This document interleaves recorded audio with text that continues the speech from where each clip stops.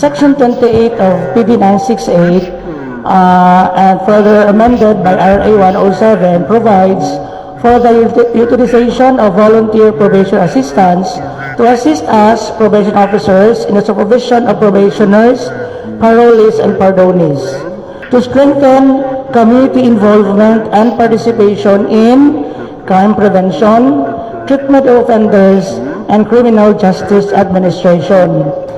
Hence, our agency is really advocating for volunteerism. Our total number of VPAs is only 656. Compared to our high number of clients as to the number of VPAs, we are now actually recruiting more.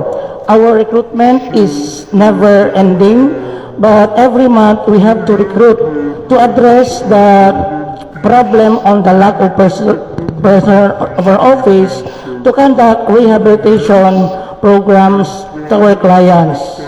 We have a successful termination rate of 97%, and our revocation rate is only 3%, meaning our VPAs play a big role in our quest for rehabilitation to our clients.